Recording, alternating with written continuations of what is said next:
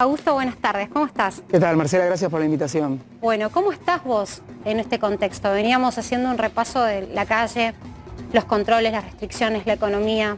Bueno, muy preocupado como todos porque es un momento muy difícil donde se tuvieron que tomar decisiones que realmente son antipopulares en un sentido, que no son buenas noticias, como es tener que restringir la circulación, tener que tomar medidas para evitar que esta ola de contagios genere los efectos que del día uno queremos evitar, que es que la gente se enferme, que la gente curse una enfermedad con patologías graves y que tenga que asistir a un sistema sanitario que hoy está muy al límite. Entonces, en este contexto me parece que es importante, y yo veía el informe que vos hacías, recordar que el gobierno toma medidas, establece los controles, pero hay un factor que es central, que es que si ya sabemos todos que la circulación es como se transmite el virus, que la distancia social es necesaria, que el uso de los instrumentos de protección es importante, ¿por qué seguimos sin cumplir con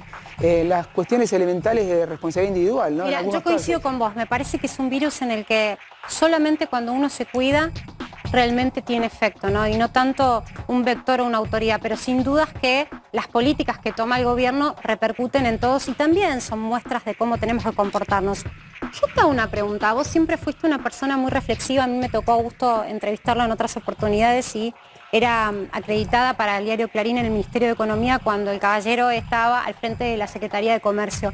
Y recuerdo muchas de tus conferencias. Vos no sos un economista que se despegue de lo que pasa en la calle. La caminás, me consta.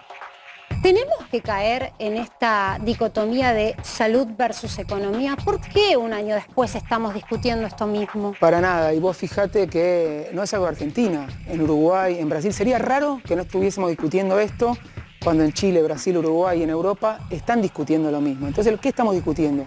Una pandemia que genera un efecto muy fuerte en la economía y en la salud de la gente. Pero no es una dicotomía, porque vos fíjate, si no tomamos medidas para evitar la propagación del virus, el efecto en la economía existe lo mismo. Vos, suponete, tenés que trabajar en este programa, porque te contagié con el virus no puedes venir. Eso tiene un efecto sobre el programa y sobre la producción de un canal de televisión. Lo mismo en una planta, lo mismo en un comercio. Entonces, cuidar la propagación del virus es cuidar la economía. Y siempre hay que administrar equilibrios. Ahora, ¿cómo se plantea la discusión? De una manera me parece que no es la correcta, porque cuando vos tomás una medida de restricción, en el corto plazo estás afectando más quizás a una persona o a un sector que a otros.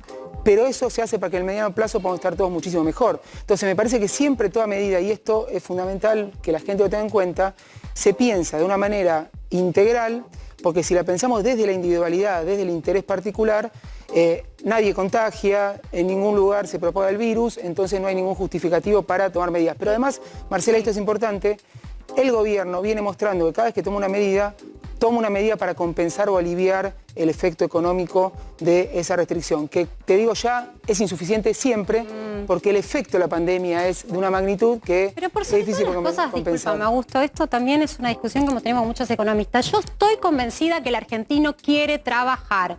Al argentino le da dignidad trabajar. Yo no conozco demasiada gente que esté especulando con el bono que le van a dar. En un ratito vamos a hablar también de qué pasa con estatales, con docentes, pero digo, la gente quiere ganarse dignamente su salario y no estar dependiendo de un político que le baje una ayuda a tierra. Pero estamos en pandemia, Marcela. Si vos me decís lo sabemos. que el gobierno impide que la gente trabaje en una situación normal, es un problema. En pandemia vos tenés que tomar medidas para restringir la propagación del virus. En teoría ahora la circulación está a un 80%.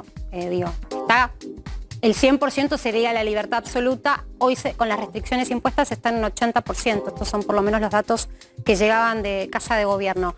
Quiero mostrarles este libro que tampoco desprolijo porque tengo una perra, yo vivo con una perra, no saben que yo amo los animales, Mora me lo agarró porque lo estaba releyendo, así que por ahí está un poco desprolijo por eso, pero todo precio es político, esto lo escribió Augusto Costa. Contame en qué contexto escribiste este libro. Bueno, lo escribí en 2019, tratando de recapitular un montón de discusiones que tienen que ver con los precios, donde mucho tiempo nos quisieron convencer de que con una o dos medidas se resolvía el problema de la inflación. Incluso el anterior presidente Macri, acordate cuando estaba en campaña, decía resolver la inflación es lo más fácil que va a tener mi gobierno, ¿no? Y él creía que con un ajuste fiscal, con una contracción monetaria, subiendo la tasa de interés, se acababan los problemas y reduciendo el déficit fiscal. Y fíjate que nos dejó con la inflación más grande de las últimas décadas. Entonces lo que planteo en el libro es que...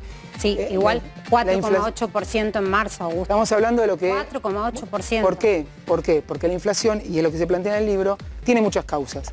Y hoy estamos todavía sufriendo, digamos, las consecuencias de un montón de factores que impulsaron la inflación en los últimos años, que son la brusca devaluación que desarrolló el gobierno de Macri, sobre todo en 2018-2019, la suba de tarifas en ese momento y la suba de los precios internacionales en el último año. Todos esos son factores que van empujando una inflación que es estructural, porque hace muchos años que tenemos inflación de más de... ¿Me dejas leerte a vos mismo? A ver.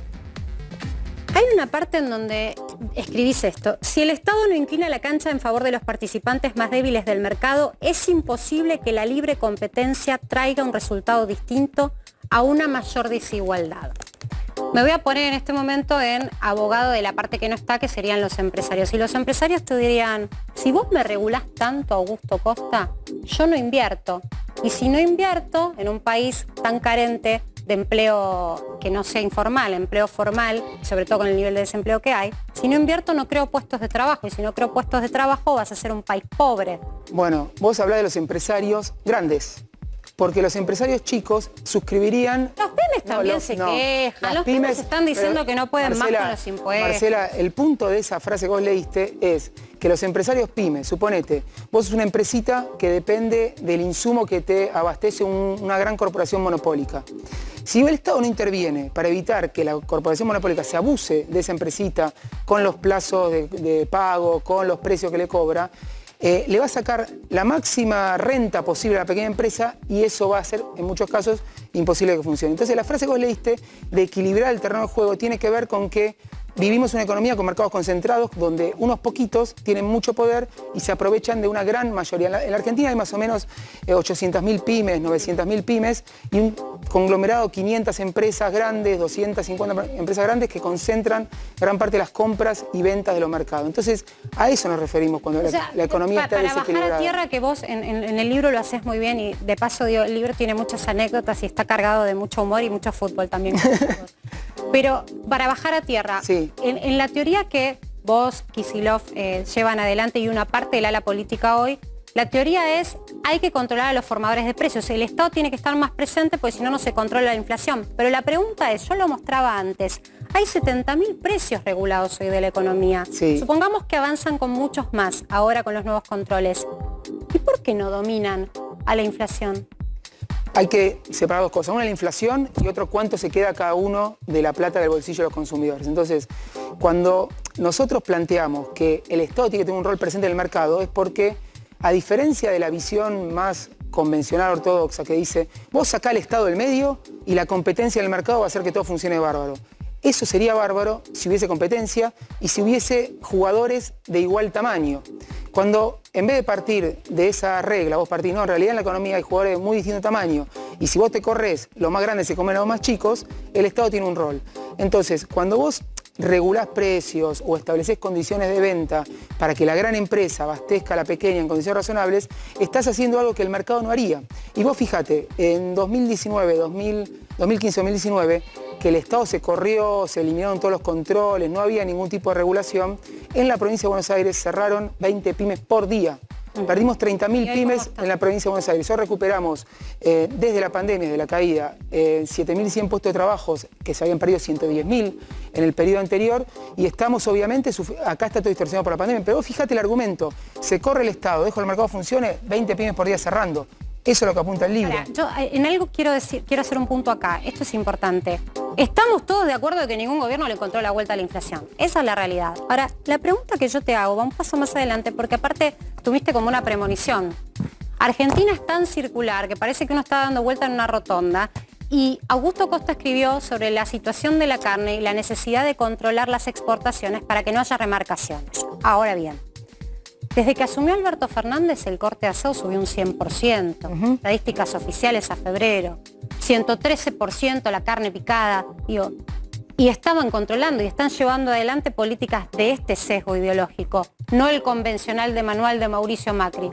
¿Qué pasó entonces? Subió el precio internacional, porque en pandemia... ¿y no se dieron cuenta? Vos ya lo escribiste, ¿no se dieron cuenta que había que regular? No, no es regular, es en la pandemia hubo un problema muy grande en China para la producción de carne y China salió del mercado mundial a comprar una gran cantidad de carne. Entonces, cuando vos tenés oferta y demanda, si viene un gran comprador, sube el precio. Pero no en Argentina, en todo el mundo. En Brasil y en Uruguay, países que son referencia, que no tienen nada que ver con el kirchnerismo, ni nada que se le parezca, estamos con suba de precios las más importantes en los últimos años.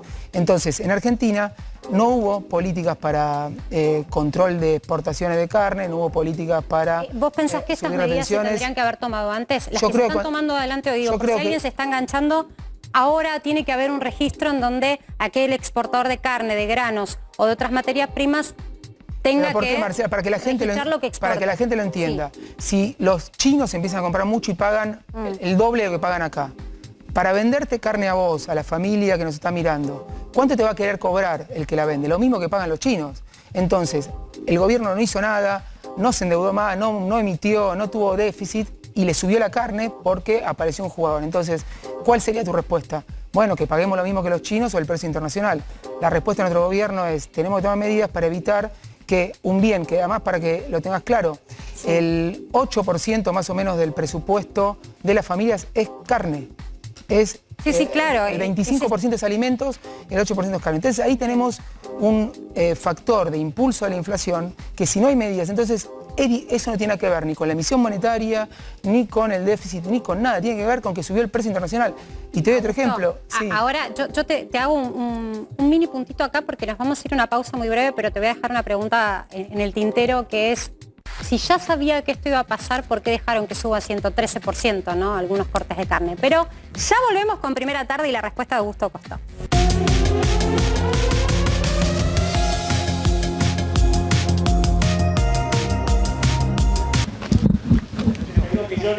De inversión en esta obra allí, Villa de Mayo, Partido de Malvinas Argentinas. ¿Sabés, Marcela, cuánta gente pasa por el Belgrano Norte de esta estación? ¿Cuánto? 1.900 personas beneficiadas con esta obra allí en el Partido de Malvinas Argentinas. Bueno, enhorabuena. Seguimos entonces con Augusto Costa. Estábamos hablando de inflación. La proyección para este año de los privados es 46%. El gobierno dice 30%, 33%. Estaríamos cerrando un buen año si logramos ese número. Pero hablábamos antes de los problemas de la Argentina circular, ¿no? Esto es como un carrusel en donde los problemas giran y siempre uno los vuelve a ver independientemente del poder que gobierne, el color político que gobierne. Yo te quiero mostrar algo. A ver.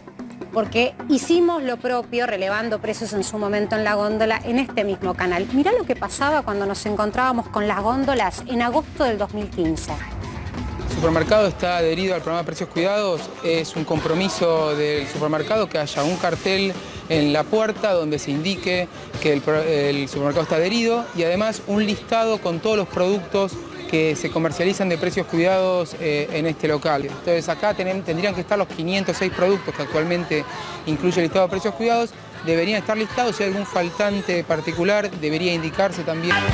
También el consumidor tiene que encontrarse en la puerta del supermercado con todas las ofertas que haya por el día o por la semana y tiene que haber un cartel donde indique el supermercado qué beneficios y qué descuentos accede el consumidor. Este cartel está bien, esto es lo que tiene que ver la persona cuando entra al supermercado, básicamente. Exactamente, eso informa cuál es la promoción del día, ahí dice en un pago, pone un tope, es decir que... Sí, está aclarado el tope, acá lo vemos. Dice, en un pago tope 500 pesos. Perfecto, eso está bien detallado. Sí, y ahí dice, no incluye electro. En todas las góndolas vas a encontrar productos de Precios Cuidados. ¿Y qué quiere decir que uno va a encontrar estos productos? Que los supermercados se comprometen voluntariamente a que el producto acordado con la Secretaría de Comercio dentro del listado de Precios Cuidados va a estar en la góndola, va a estar señalizado correctamente y va a estar al precio que se acordó. Pasan los años, los mismos problemas. Tenías un cargo de secretario de Comercio, hoy tenés el cargo de ministro de Producción de la provincia, una de las más importantes, la provincia de Buenos Aires, además de mi flequillo, y que vos estás igual, debo decirlo, pero además de mi flequillo digo, ¿qué pasó? Mirás esto hoy en retrospectiva, 2015. tiene vigencia esto que estamos mostrando. Totalmente, y me acuerdo ese día porque para mí era muy importante y lo sigue siendo, mostrar en la realidad cuáles son los cuidados que tiene que tener un consumidor al momento de comprar, porque si el Estado nuevamente no está presente controlando avivadas, controlando maniobras de las empresas para sacarle más plata del bolsillo a los consumidores y uno está desprevenido, entonces el poder adquisitivo cae, la posibilidad de tener una vida mejor es menor y esas prácticas son, te diría, de décadas que nosotros las vemos en Argentina. Y siguen estando. Y siguen estando. Entonces por eso creo que, volviendo al punto de qué tiene que hacer el Estado, sobre todo en el comercio interior, vos fíjate que ahora el Gobierno Nacional estuvo avanzando en denunciar este tipo de prácticas de dos productos que son prácticamente iguales, pero uno sale el 30% más caro. Y vos escuchás, sobre todo son grandes corporaciones empresarias quejándose de que el Estado le quite el velo a esta trampa, como si fuese un avasallamiento sobre la libertad empresaria, y en realidad es una responsabilidad de defensa del consumidor mínima, porque el consumidor tiene que ir tranquilo a comprar y no tiene que estar pensando que todo el tiempo lo están por estafar. Entonces acá me parece que esos problemas que mostramos ahí lamentablemente siguen y vamos a tener que trabajar mucho para resolverlos. Bueno, Augusto, esperemos que así sea por el bien de todos los consumidores, que además ya nos tenemos que ocupar de lavarnos las manos y estar pensando en nuestra salud. Gracias por haber aceptado esta invitación. Por la invitación.